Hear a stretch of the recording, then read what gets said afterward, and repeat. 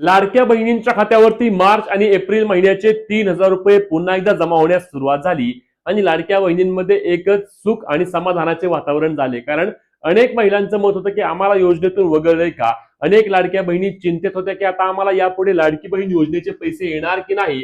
परंतु आम्ही वारंवार सांगत होतो की लाडक्या बहिणींनो वितरण कमी झाले आहे. नवीन लेख शीर्षकाखाली लाडकी बहीण योजना काम करते.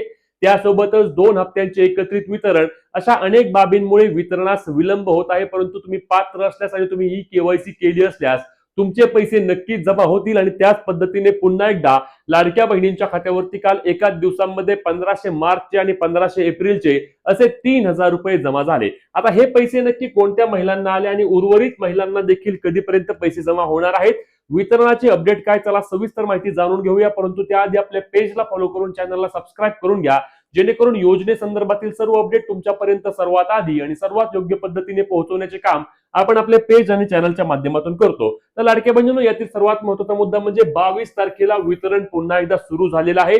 आपण पाहिलं होतं की या संदर्भात 2-3 दिवसांपूर्वी एक GR आला होता. ज्या GR नुसार अनुसूचित जाती प्रवर्गासाठी लाडकी बहीण योजनेअंतर्गत हप्ता वितरणाबाबतचा GR होता. आणि त्यामुळे त्या हप्त्यानुसार किंवा त्या GR नुसार मार्च महिन्यासाठी आणि एप्रिल महिन्यासाठी 730 कोटी रुपयांचा निधी त्या ठिकाणी वितरित करण्यात आला होता. आणि ज्या SC समाजातील अर्थातच अनुसूचित जातीमधील ज्या महिला आहेत त्यांच्या खात्यावरती काल दुपारपासून हे वितरण सुरू झाले. काल साधारणपणे 11:30 पावणे 12च्या आसपास लाडक्या बहिणींना मेसेज यायला सुरुवात झाली आणि त्यांना मार्च महिन्याचे 1500 रुपये त्यांच्या आधार कार्डशी लिंक असलेल्या खात्यामध्ये डीबीटीच्या माध्यमातून वितरण झाले.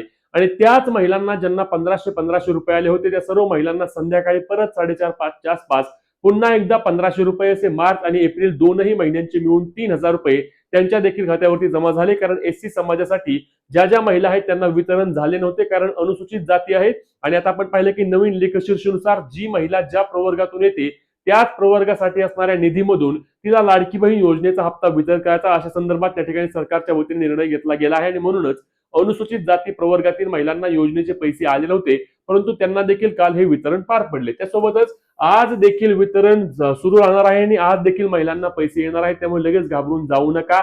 आजही ज्या SC समाजातील महिला आहेत किंवा ज्या इतरही समाजातील काही महिला आहेत ज्या चुकून त्यांना योजनेचे वितरण झाले नव्हते त्यांच्या खात्यावरती आज देखील लाडकी बहीण योजनेचे पैसे जमा होणार आहेत. त्यामुळे लगेच घाबरून जाऊ नका, तुम्हाला आज 3,000 रुपये नक्की येतील.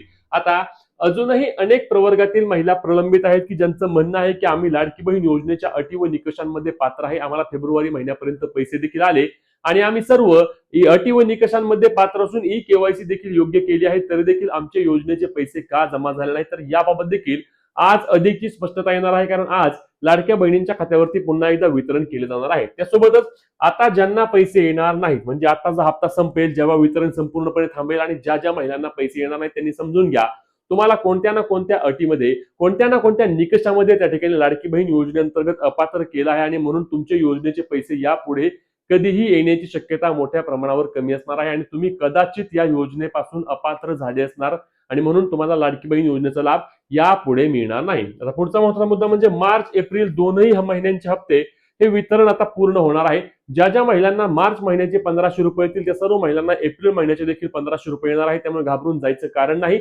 मार्च आणि एप्रिल महिन्याचे पैसे ज्या ज्या महिलांना मिळतील त्यांना लक्षात घ्या, तुम्हाला लाडकी बहीण योजनेमधील सर्व अटी निकषांमध्ये पात्र असल्यामुळे तुम्हाला योजनेचा लाभ अशाच पद्धतीने यापुढे देखील सुरू राहणार आहे.